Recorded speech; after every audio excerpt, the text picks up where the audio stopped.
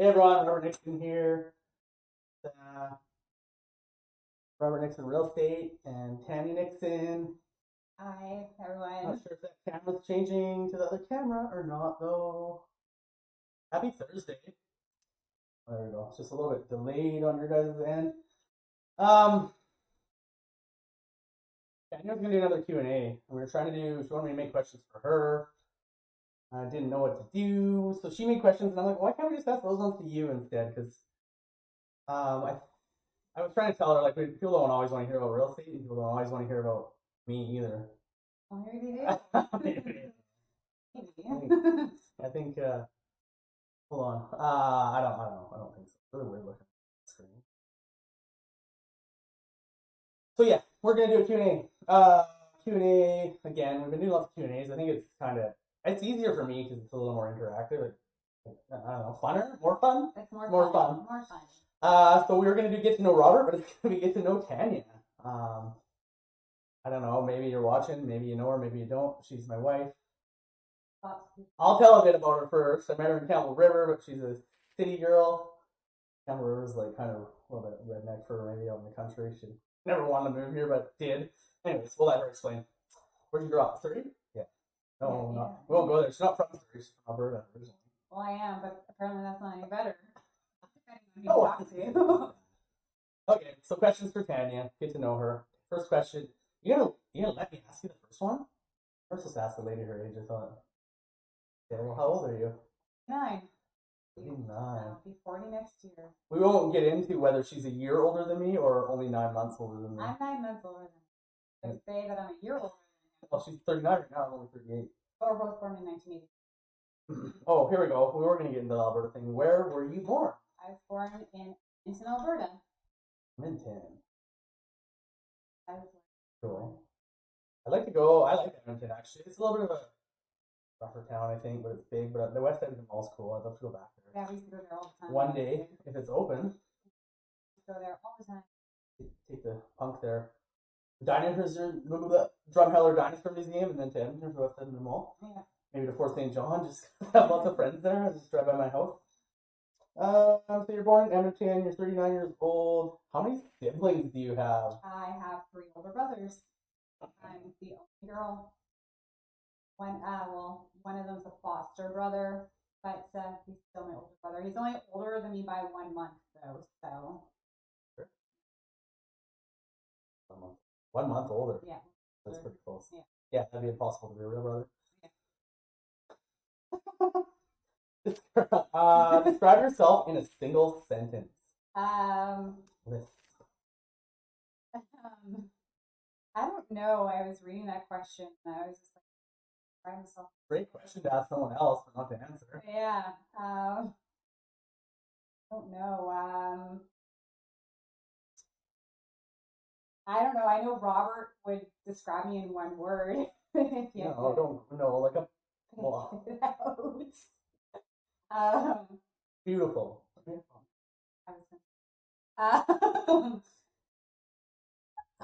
yourself in 1 sentence. How does other people see you? How do you see yourself?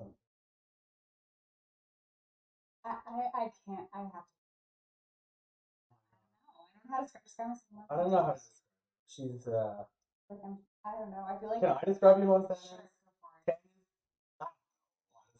She's calm, I think, is a 1-word description for her. But the word she was going to use was orange, which orange, like the disc profiling Tony Robbins does. There's another type that's like, I'm a green, orange. We've talked about it before on here. We used to do it when we were doing our interviews, and we used to do it to the people first. She's orange. Orange is more like thrill seeker, scattered all over the place. I don't know that you're a thrill seeker though, but you're definitely a little bit. Organized. Well, spontaneous would be the positive part of it, maybe. Yeah.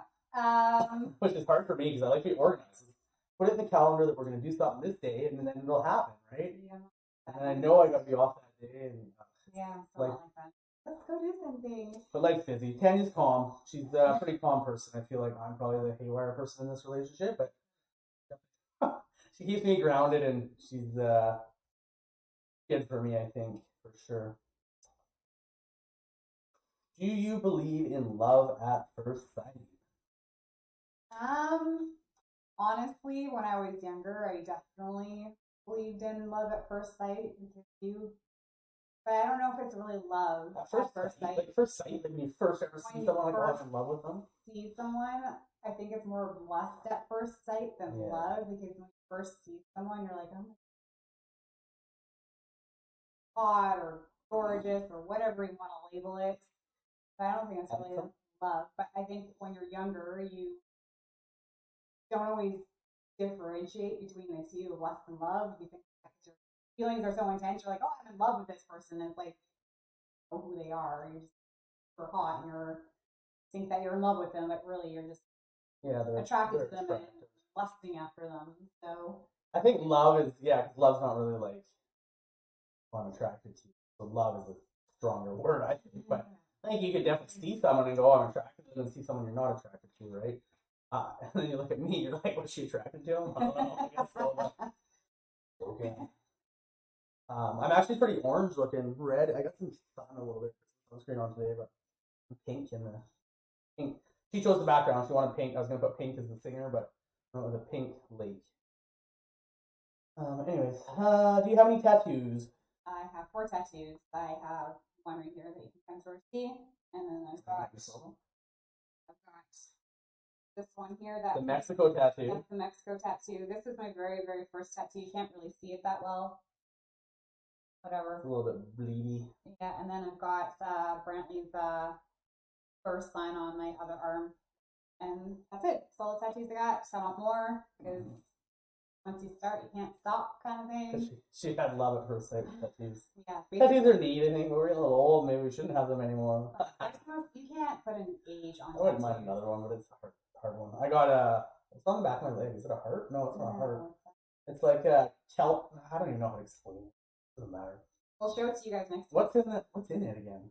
Oh, it's an eye. It's an eye with like a cool sort of like, I want to call it Celtic, but it's not like, it's got sort of cool design around it. It's almost like in a party shape. Yeah. Sort of like my calf muscle shape, but yeah.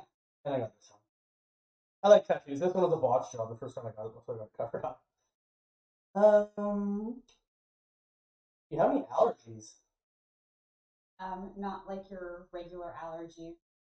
Well, I feel like allergic to bullshit, or yeah, I'm allergic to bullshit. But I don't know. I feel like as I've been getting older, like definitely during like spring and stuff like that, I feel like my allergies are a little bit more. I've never had allergies when I was growing up, but definitely now, as I'm getting older, like the pollen and stuff does affect me. Like today, last week, remember I needed an antibiotic. Dying, itchy and like watering and felt stuffed up. Getting old. I wonder if that's to do with like as your body gets older, you get toxins built up and stuff, and you're more stuff. Yeah. I don't know. That's my allergy that I have is shopping bags, not like the plastic shopping bags that you get from like a retail store. Whatever dyes and grocery store?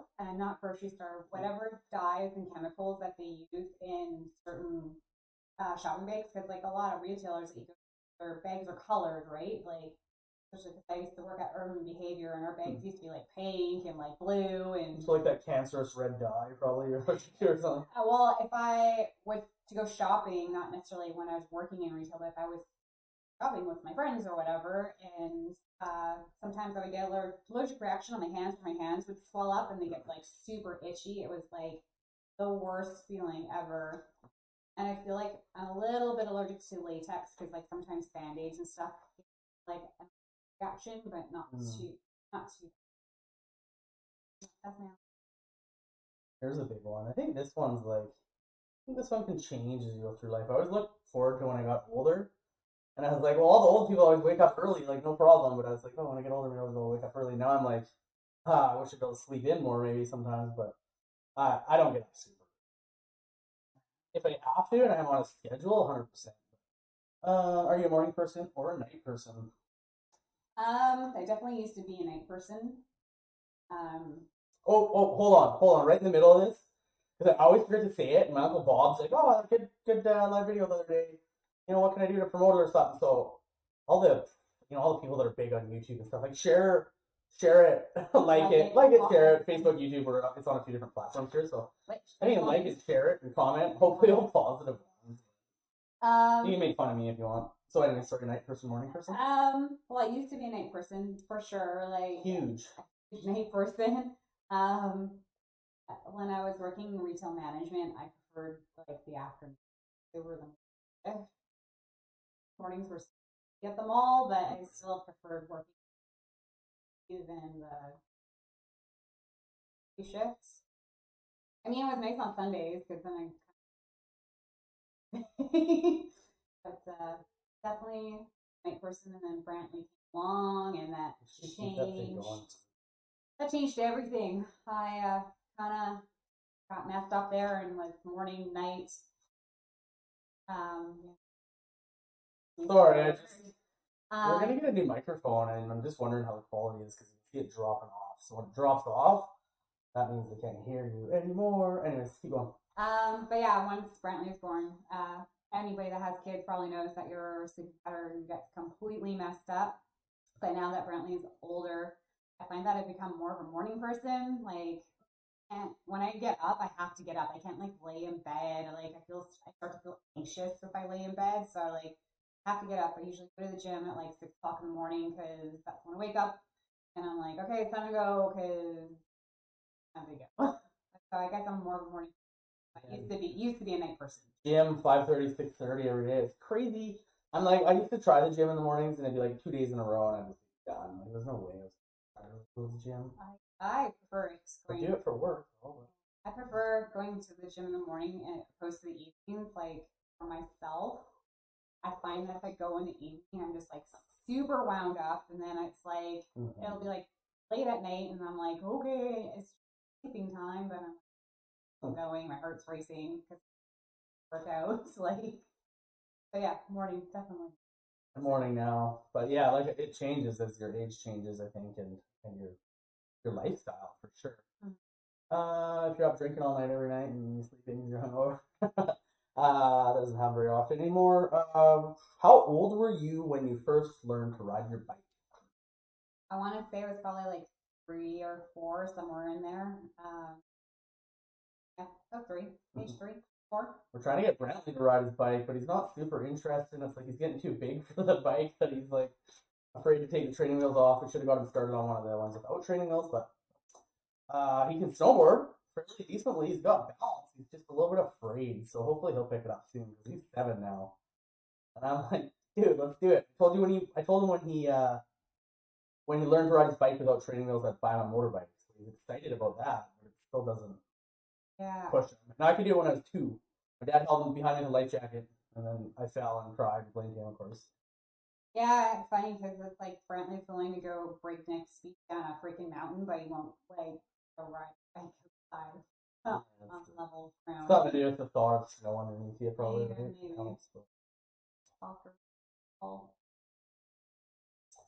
If you were to become a multi-millionaire, in today's world, I think $1 million isn't very much anymore, so you'd have to be a multi-millionaire. You'd have to have at least 2 or 3 to be rich.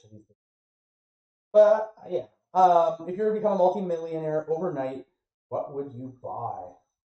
Oh my, that's interesting. I don't know. How about what would you have bought 10 years ago, and what would you buy now? Has that changed? No. No? Shut up. See, okay. No, honestly, anytime I've ever thought about being a multi-millionaire, it's never going to happen. Well, I can't say it's never going to happen, but I've always wanted a really nice vehicle. Like, that's like been my dream. Like, anytime I think about like winning the lottery or like actually like working my way to be a multi-millionaire, my dream is to have not that I have a decent vehicle now, but like I want like a nice vehicle, like Audi or like a Range Rover, or like like a swanky like. So you're gonna give me $1 million to get like a used nice one. I think the take home there though is if you became, let's say you won the lottery, let's say you won 10 million, you're gonna go buy a new vehicle. Are you just gonna keep buying things like new vehicles, like shiny objects, or are you gonna do something with that money? Like, if you had no other money and you won $10 million, would you just go start buying fun stuff and go on vacations and buy a new boat and a motorbike or a quad and a car? Because those are like the shiny things, like the. Of course, I'd buy shiny things. Who wouldn't buy shiny things? But because I am into real estate investing, I would also spend that money on some investment across properties and maybe find some other avenues to diversify that income as well, not just in real estate, but there's different investing streams that you can do and take your how many investment streams? The three investing streams worksheet we have and go through it. And they talk about it, and I think it's important too, but I don't know, I'm huge on real estate. I have a bit of stocks and stuff. It's just more meant to diversify and have some stocks, some different types of investments, like and real estate. Real estate's a big one. So yeah, not have it all your eggs in one basket. So you'd have it in some stocks, you'd have it in some RSPs, you'd have it in like real estate investing. I don't know. In life, I feel like you never should have all your eggs in. Yeah, I mean, there's tons of people out there that won $1 million. I got a ride home. I got a ride at like 2 a.m. from the airport in Fort Mac when we got off the plane with this kid, and he won $1 million when he was 19. And he's like, it taught me about what money was, but he's like, I blew it all. So he blew $1 million. He paid off his parents' house in Fort Mac that we were a couple $100,000 or something on, so he did something with it. And now he's still working up there. And I mean, that $1 million 10 years ago, 20 years ago, whenever it was, like 10 years ago, he could have went a long way if you had put it into some investments, some real estate, or even just stocks, some easy, hands-free, and grew that money or got some dividends from the stocks that you buy the toys with. If you can have real estate investments and that's paying your house mortgage and your food and your car loan and everything, then you're laughing. You don't really have to worry about spending it all, going out and making more. But I think some people have to learn by being taught or learn from others and not make mistakes, or you have to make mistakes yourself. And I think that's where I'm going. I don't working hourly for a living and working in real estate sales for a living. I mean, it's up, it's down, it's emotional. It's not that it's consistent enough if you work hard, but it's not passive at all. And as much as I love my clients, and I'm super happy to work with clients that are appreciative of me, and I appreciate them, and it's like we work well together, and it's a happy time, and they're thankful. That's great, but it'd be nice to have just the passive part, the real estate investing, still be able to do the sales part, but not have to worry about it so much, and just maybe be able to say no to certain clients and work with the ones that your personalities match, and you're on the same page. I think that's huge, especially in today's market. It's very competitive. We're getting into real estate again here, but I think being negative about the competitiveness and the high dollar values of the market, and maybe waiting for that crash, or I don't know. I mean, people have been waiting for the crash. I've been in real estate 5 years. It's like the last 3 years, and people say, I'm waiting for the crash. I'm waiting for the crash. And I'm like, well, if you buy a house tomorrow and it falls $100,000 and it's back to where you bought it 5 years from, it's not gonna fall $100,000. Some people are saying 40%. Oh, that's a lot of money to fall 40%. I don't know if the market's ever done that. Definitely not in 2009. And anyways, if it falls $100,000 tomorrow, 5 years from now, it's back to where it was. It doesn't matter. You're paying down your mortgage, not your tenants or your landlords. And it's Robert's ranting. Now let's become multi-millionaire. I'd like to do a video one day and like actually know when you reach $1 million. I think that's like for millionaires, that's sort of a point in their life where they're like, oh, you hit some level of success. And I don't think it's just all about the money. I think you can become a net worth millionaire pretty easy in today's world by buying properties and buying investments and having equity in them and getting good deals on the properties you buy. I don't think it takes much. I think a couple right moves and you can be there fairly easily. We'll talk about that another day, maybe the day it happens. So net millionaire. If you could eliminate one weakness or limitation in life, what would it be? In life or your weaknesses? I don't know. I guess it's go off in my life. Your weaknesses or your life? I don't know. It's always been my weakness.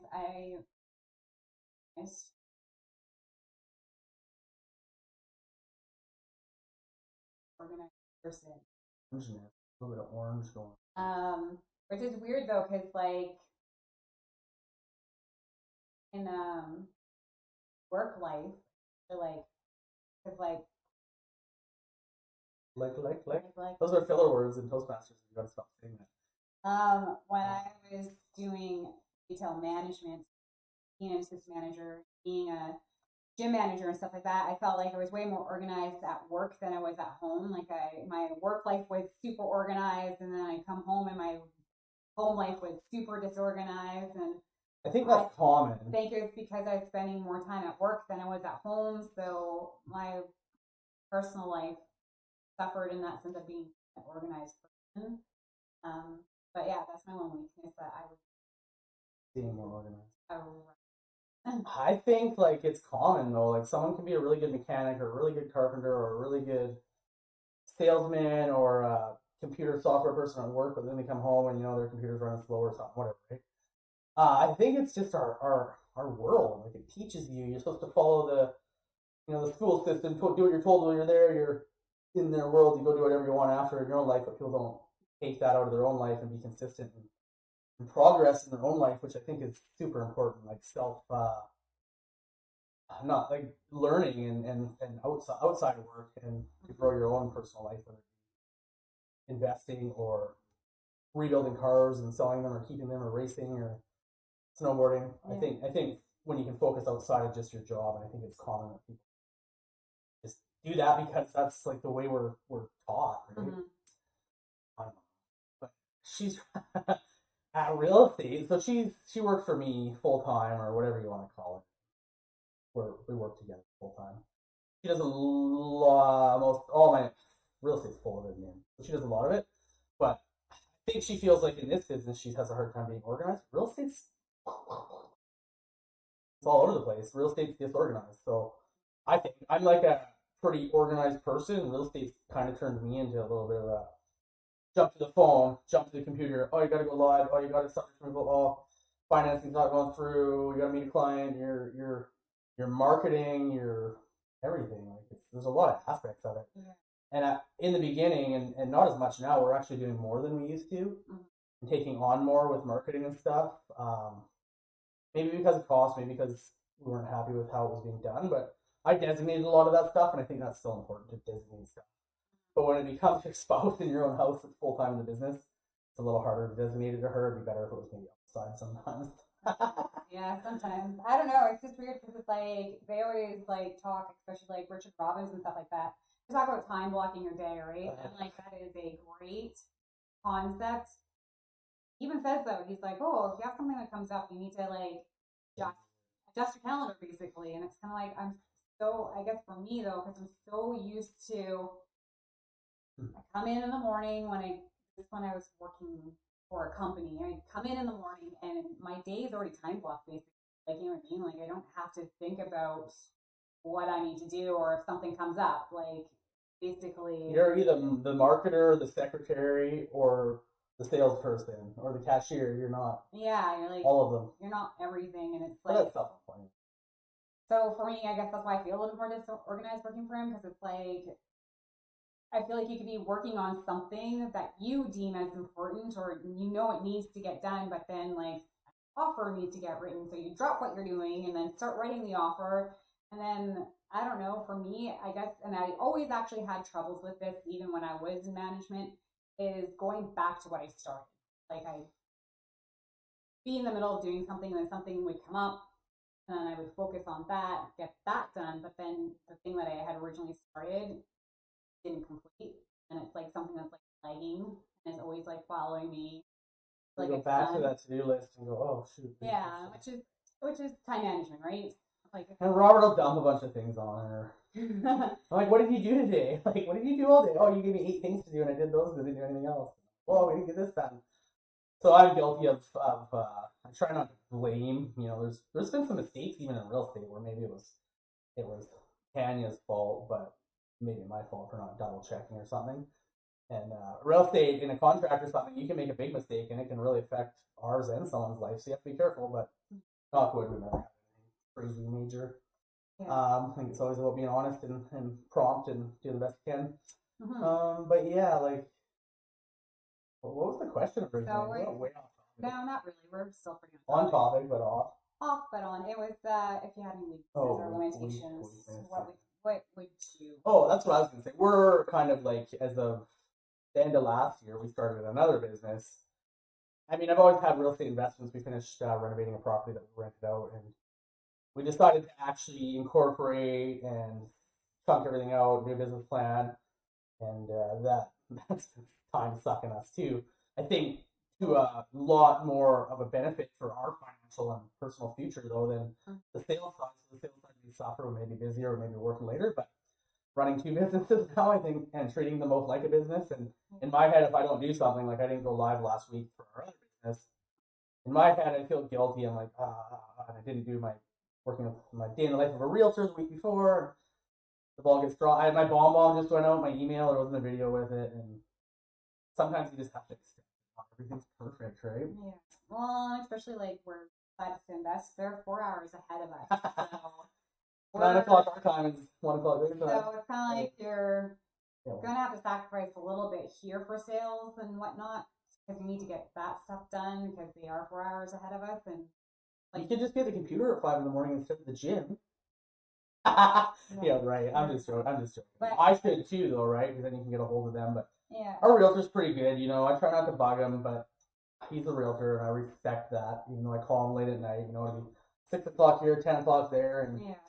You know, I just try to be respectful. I call him sir. I try not to be super needy and appreciate what he does. And on the client end, like we're the client now, and clients are needy to me, and you need stuff, but I'd like to think I'm a little easier on them, but it's a big deal we've got going on, and it's actually we've got a couple deals going on, but it's hard, and the time difference doesn't help. So. Yeah, He's self-employed as well. He's older than me. He's been doing it a long time. Smart guy, a really Frenchy accent. His name's Hubert LeBlanc. A lot of French accents over there. So yeah, we're gonna go live next on our business page. We're gonna go through some numbers on a property, on our other business page, on a property that we're purchasing. You wanna go check it out? Yeah. Go to, I don't know how you can look it up. Equire Properties on Facebook. If you're friends with us, you should be able to find the link quite easy, but it's Equire Properties. We're gonna go live there next and talk about some stuff there. What else we got left? So weaknesses, organization. What's my weakness? No weaknesses.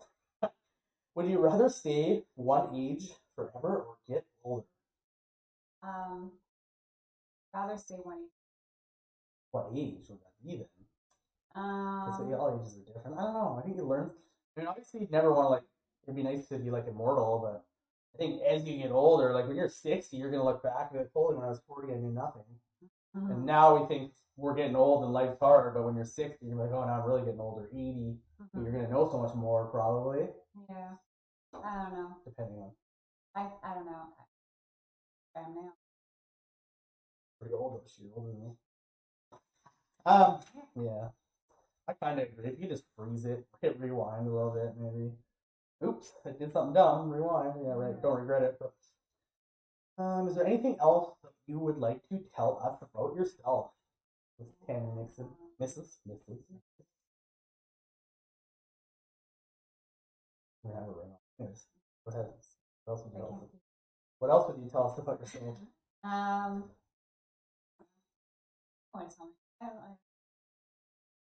You wrote it. I know, but I hate it. I hate it when you're in an interview and they're like, "Where do you see yourself in 5 years?" Yeah. And then you're like, "Oh, you know what they're looking for? They're looking for you to be like, oh, I see myself doing this in the company in 5 years from now." Yeah. Not, I'm gonna be the freak out of here. They want to see. Yeah, businesses, corporation. I mean, a corporation is a corporation, but a big business corporation where you're kind of a number. I learned a long time ago when I was first laid off as a third-year apprentice that you are just a number. I talked to my broker or my manager, and they go, I'm gonna buy a house. You know, it was work good. I'm not gonna get laid off or anything. Everything's going on in the US. Oh no, yeah, you're good to go. You know, here I am 4 months down the road or 6 months down the road. I'm go to school, coming back as the highest paid mechanic apprentice in the company with the least experience, just because I was newer there than everyone else, and I was ambitious enough to go to school and get it done. Mm-hmm. So I'm gonna be the highest paid, and they're like, see you later. Oh darn, I just bought a house 6 months later, and I'm in town in the middle of fucking nowhere in Fort St. John, where I'm not from and don't know many people. So I learned then that when the time is right, a corporation or any employer really, some small mom and pop may have a little more respect and stuff, but if their restaurant closed down during COVID, they don't have a choice, right? Mm-hmm. So you do have to look out for yourself. and do stuff for yourself. And I think that's where self-employment comes in a little bit. Mm-hmm. And for your clients. I don't know. I don't know. You guys want to learn more about me? Go ahead. I'm happy to answer any questions. Message her on Facebook or something. Facebook. Or you can probably message my business page and Facebook, whatever. I'll answer. I guess a little bit more about myself. Tanya's pretty quiet too, though. She's wasn't super comfortable with cameras. But she's a pretty quiet person if you meet her in person, I think. She's not like super. Maybe if you get her shit face, but. Not even. She's probably more comfortable doing this than some rando, so. Probably be the unfortunate of today's world, whether our generation or others, but. She's probably more comfortable talking to you on a message than she would be in person, which is unfortunate in some ways. I hate talking on the phone. Like, you call me. Like, well, that depends. Like, if you're a really good friend of mine, I will. But if you're a stranger, I hate talking to strangers on the phone. It makes me really awkward. I guess I'm like, there you go. There you go. There's something you guys can know of me. I'm very shy and very awkward, especially if I don't really know anybody, unless I have a different story. But even still, like, I remember, like, me and my girlfriend, we used to party quite a bit, and one of the bouncers at the place that we frequented, like, never knew when I was shittered. He's like, this is what you're like drunk? Because I was just quiet and calm. I wasn't rowdy. I wasn't anything. A little bit TMI for you guys. And there you go. That's try it out of her. All right. Are we done? I think we're done. Thanks for watching, everyone, and happy Thursday. Happy Thursday. Don't forget to like and share this thing if you want. And comment if you want. And comment. Who's cooler, Robert or Tanya? No. I think Bye. Bye. Oh, I always press it on the button.